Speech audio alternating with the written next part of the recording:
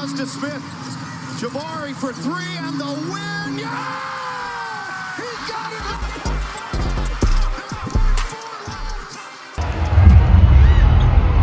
We have established who we are as a team.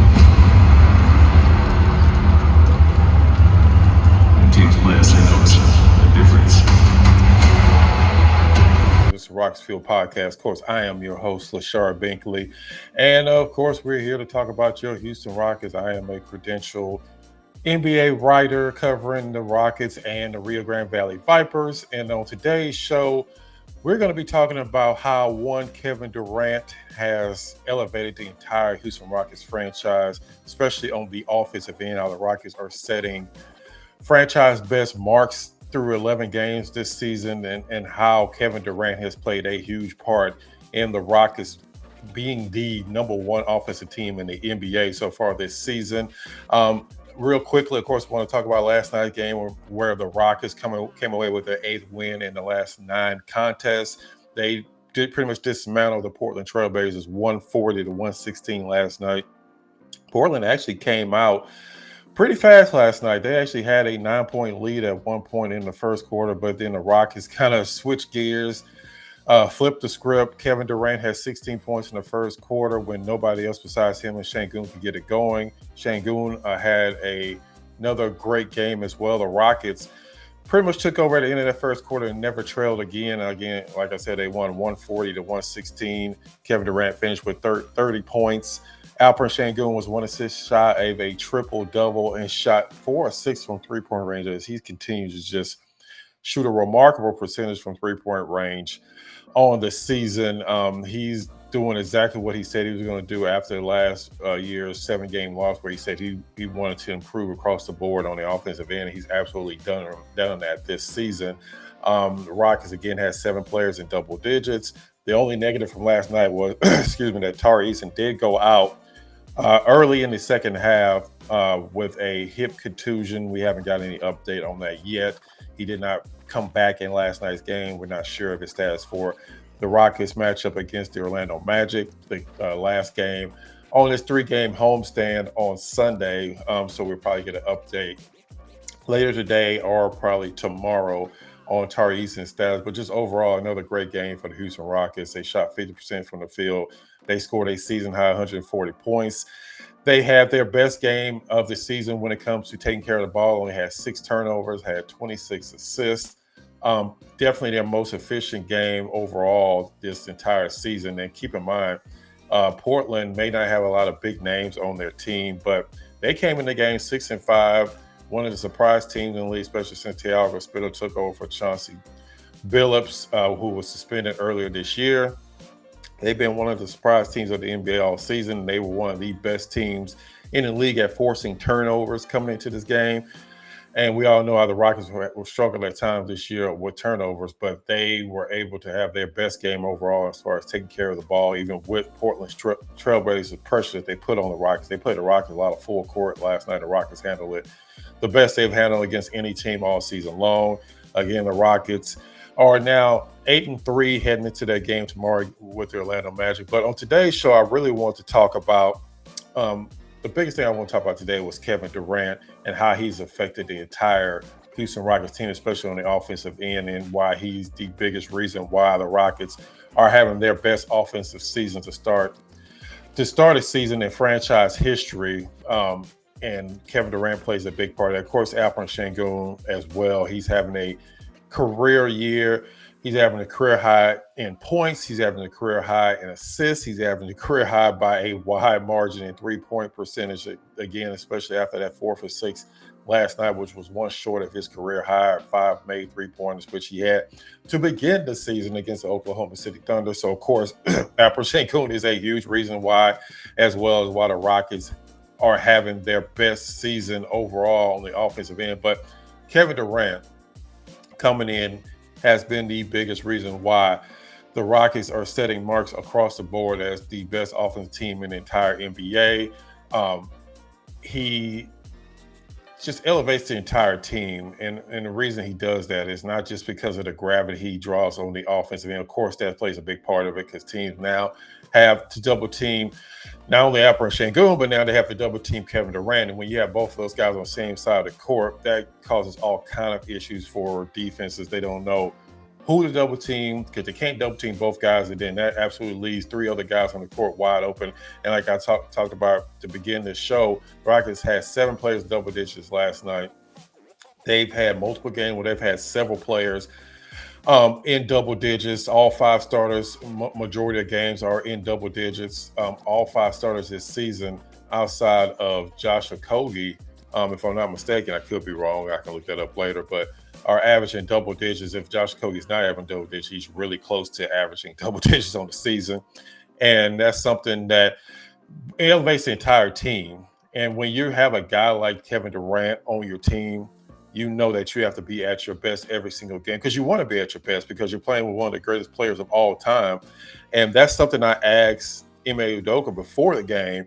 I asked him because he's played with one of the best players of all time, and that was Tim Duncan. And I asked him, what did it mean for you playing with a guy like Tim Duncan? How much did that elevate your game? How much did it give you confidence when you're on the court with a guy like a Tim Duncan who you know is going to get double teamed, who you know is going to have a great game 9 times out of 10?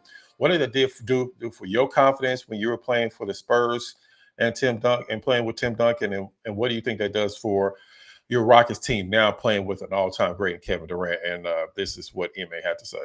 Of course, you play with one of the greatest players of all time in Tim Duncan, and now you're coaching Kevin Durant. How much does that make you raise your own game when you're on the court with them, and how much confidence does that give you as a teammate when you're playing with great players like a Durant or a Duncan? Yeah, I mean, it does. Obviously, the players, you understand the attention that they draw. And I made a living just guarding people and sitting in the corner, and double teams come and the ball gets kicked to you, you get wide open shots, and that's been the case so far this year. Playing off Kevin, all the traps and blitzes you've seen with him, Alperen as well. So our guys are shooting a high percentage, getting much better looks due to that. But for me, it's just, I think I said that he elevates the whole group when he comes in.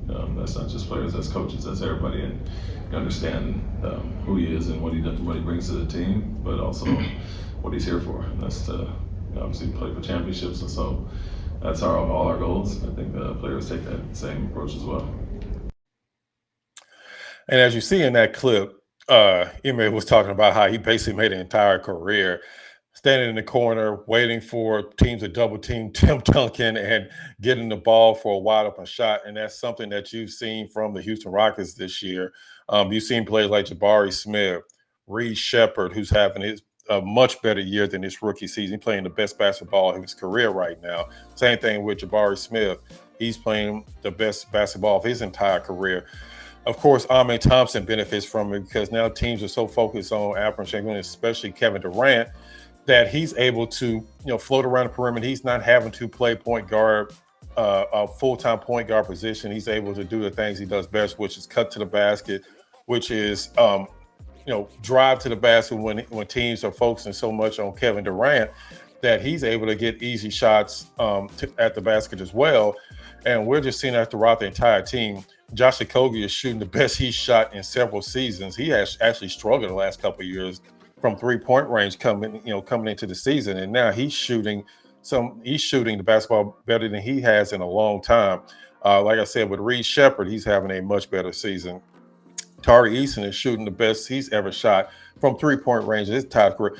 It goes all the way down the board, and like Ime said, it starts with the gravity that Kevin Durant brings on the court, and also just the confidence that he instills in the entire team. Because when you're playing with a great player, you know that he's going to be great majority of the time. You know that even when he's having an off game, he's still going to do other things that's going to, elevate the entire team. And you've seen it from the day that he's walked in the building and how much he's elevated the franchise. The Rockets went from a team, a feel-good story last year, to a championship contender the moment he stepped in the building. Even after the Kevin Durant injury, I know a lot of people were thinking, well, the Rockets are going to, with the Fred VanVleet injury, people were saying that they thought that the Rockets would struggle on the offensive end because they didn't have, a playmaker. They had Amen Thompson and Reed Shepherd, who weren't necessarily the traditional point guards, and the Rockets would have a hard time getting into the offensive sets. that would be the number one thing that they will struggle with all season long. And it has been the absolutely complete opposite. And don't get me wrong, there's been times where you're like, okay, they could really use Fred VanVleet in this situation, like when the losses against Oklahoma City, especially the loss against the Detroit Pistons and the San Antonio Spurs, where they struggled with turnovers. They had 20 plus turnovers in both those games. You were like, okay, you can see at times where Fred VanVleet will really come in handy in a situation like this. But just overall, the Rockets are having their best offensive season in franchise history to start the season.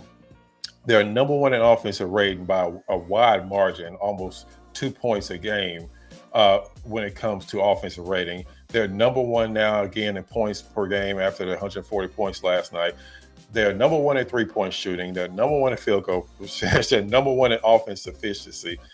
They're number one across the board in all of these metrics. Any way you can measure offense, the Rockets are number one. And I know a lot of people at the beginning of the season were saying, well, it's only a few games, a small sample size, and not really a big deal. But now we're 11 games into the season. That's over almost an eighth of the season that we're into now. And the Rockets are still the number one offensive team in the NBA. And like I said, probably the biggest surprise out of all of it is the three-point shooting. The Rockets are shooting over 47% from three-point range per game on the season. And I don't think anybody saw that coming, because for years and years, even when the Rockets were winning the last couple seasons, they've been a bottom 10 team when it comes to three-point shooting. Coming into the season, I know a lot of people thought that the Rockets didn't have enough shooting, and especially with Dorian Finney-Smith being out majority season, being out the entire season so far, and you traded away Dillon Brooks, you traded away Jalen Green. Yes, you were bringing in Kevin Durant, but people had a lot of questions on whether the Rockets had enough shooting coming into the season. And so far through 11 games, I think the Rockets have shown that they have enough shooting. And a lot of that has to do with just the gravity that Kevin Durant brings, and also just Kevin Durant being one of the most efficient offensive players of all time. I mean, he's not even averaging career best in any numbers across the board for him. And he still is one of the best players in the NBA. He's still shooting over 42% from the three-point range, and he's actually shooting only 16.5 field goal attempts per game, which would be one of his lowest attempts per game in his entire career. So you factor in all those things, and you look at what Kevin Durant brings you on the offensive end, and you can see exactly why the Rockets are the best offensive team in the NBA right now. And it's not just on the court; it's when you're talking to Kevin Durant off the court. When I hear him in practices, when I'm interviewing him after games, you can see how much he actually just loves playing the game of basketball, and that rubs off on everybody else. Kevin Durant, even before he came to the Rockets, was working out with players like Jalen Green, was working out with Jabari Smith. He was working out with different Rockets even before he came. But now it's a totally different thing when you're in practices with him every single day, when you're just around him, how he prepares for games, how he talks to the media, how he thinks about basketball, just being able to pick his brain. We've seen that with Jabari Smith, how he is pretty much attached at the hip with Kevin Durant during pre-games, during practices. He's always around him. And that's when you're around that type of greatness, you can't help but notice why they're great. And you can't help but implement that into your game. And that is just going through the entire team. And like Emma said in that clip, it's not just the players that he's elevating, it's the coaches, it's the entire organization. And like I said, when you talk to Kevin Durant, you can really tell how he really breaks down a game and why he's so great. And the question, like I asked him last night, was because I really was curious about this, just watching him shoot over guys with hands right in his face. It's like they're not even there a lot of times. And he makes it look just so easy. So I asked him about that. Like, when you're in a game and you're shooting jumpers, do you even notice defenders when they draped all over you, when they're trying to get a hand in your face? Do you even notice them? Or are you just so focused that all you're really looking at is the basket? And this is what of course, he gave a really good answer, because he always gives great answers. This is what he had to say. When you have guys draped all over you and trying to get a hand in your face when you're shooting a jumper, do you even see them, or are you so focused on the basket that you don't even notice that they're there? I mean, it varies. I mean, sometimes I when I lose focus, I look at my defender and look for a split second, then I look back at the rim and I miss. So I just try to stay conscious of no matter what, keep my eyes on the rim, keep sticking my fundamentals, and not get too worried about 2 or 3 guys contesting. So it tests my focus for sure. But I try to stay conscious of just always staring at the rim. You guys are As you can see, an extremely thoughtful answer. Every single time I've talked to him, I know the narrative coming into it because he likes to troll people on Twitter. He likes to get into it back and forth with people. And I know a lot of people have said that he's the reason why Brooklyn broke up, or he's the reason why Phoenix had a down year last year because he's a locker room quote unquote cancer. And we all know what happened after he left Oklahoma City, went to Golden State. And I think that's kind of where all the discourse started when it surrounded Kevin Durant. But just from my personal experience, a few times I've talked to him in practices during media day, after games. The few times I've talked to him, he has been probably one of the best people I've talked to in the 4+ years now. I've been going out to games and talking to players and coaches and everybody. He's definitely been he gives the best answers. You actually really tell he likes basketball. You can't always say that about every player. Some players, they may be in it for money, which is fine. I mean, everybody works. Everybody that works wants to make money. Are they in there for the fame? They're not necessarily students of the game, or they may not really love basketball, as we've seen over the years from places like ESPN and TNT, where they almost seem like they hate basketball and they're just covering just because they have to. But you can really tell that Kevin Durant really loves the game of basketball. Every single game, after the game, when he's talking during his press conference, he always has a box score in his hand because he wants to not just see what he's done on the court, but really he talks more about what everybody else has done. He'll really break down that, hey, Josh Okogie had 5 straight points in the third quarter that really broke open the game for us. So he'll talk about a particular stat on another player that has absolutely nothing to do with him. He really values what his teammates bring. He talked about, he'll talk about a player that may only play a few minutes a game, and he'll break down what they brought to the game. He really talks about his teammates in a way to where you know he really wants his teammates to do well. It's never really just about him. He's always praising his teammates. He's always, we saw it last night where after Reed Shepherd got to steal at midcourt in fourth quarter, how he was hyping up Reed Shepherd. And he does that quite often, to where he is, giving encouragement to his teammates. If they're missing a free throw, he's always there to say, hey, it's okay, you'll get the next one. He's always giving encouragement and just raised the entire profile of the entire Rockets team. And like I said, you saw it in the numbers I talked about earlier, how they're number one across the board in every offensive metric that you can come up with at this point. And like I said, a big reason why for that is what Kevin Durant has brought to this team. I know people were kind of concerned when the Rockets were first talking about trading for Kevin Durant, because yes, he does have an injury history. He did miss the last part of last season, which I think, some of that had to do with the injury he suffered, which he actually suffered against the Rockets, but also had to do with the Phoenix Suns season going downhill, and what was the point of coming back in a season where they weren't even going to make the playoffs. So I think some of that had to do with it. But he has been exactly what the Rockets needed last year in the playoffs. He's been that type of player to where you can always go to him. It's a difference. Every good player to great player gets double teamed. There's a difference between a good player getting double teamed and passing out of the double team, which is fine, exactly what you're supposed to do. But it's different when it's a great player, all-time great player. When they get double teamed, they can pass out of their team, but they can also score against that double team. And that's the difference when you're playing in tight games, tough games, and playoff games. You need guys that you can get the ball to them. It doesn't matter what defense they run at him. When he's on, he can score against double teams, triple teams. I don't care what defender's on him. That's the type of player Kevin Durant is, and that's exactly what the Rockets are going to need if they're going to take that next step this season. And that's exactly one of the biggest reasons why he has elevated this entire team, Rockets franchise, and he's taken them to new heights so far, especially on the offensive end.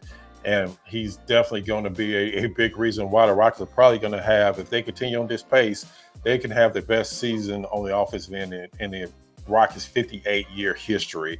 And it's definitely been a sight to behold so far. But we'll see. So 11 games in the season is a long season to go. We'll continue to see how everything plays out. Again, I appreciate all the support. If you are subscribed to the channel, definitely thank you for continue to come back every single podcast, every single post game, pre-game that I put out. Like I said, I like to have more than just a podcast or just highlights or just one or two particular things. I like to have a array of different things like on the channel. So if you're new to the channel, you'll definitely see that. I try to bring every single bit of Rocket content I can. Every time I'm out of the game, I'm trying to bring pre and post game, workouts before the game, different things that you may not be able to see when you're watching it on television. I know a lot of people are not able to watch it on television because of, especially here in Houston, if you don't have particular network package, like if you don't have Fubo or if you don't have, AT&T or something like that, you may not even be able to watch the games or watch the post game or pre-game. So that's why I like to bring it here on the channel. So if you're new to the channel, you're not subscribed, please subscribe.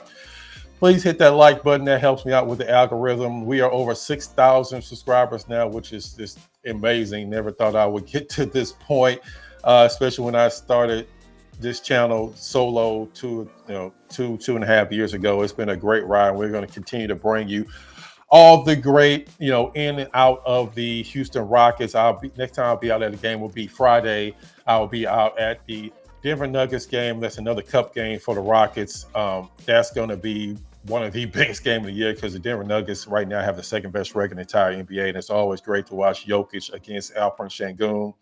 And now you're talking about two of the best teams in the entire NBA. It's going to be a great game. So I'll be out at that game on Friday.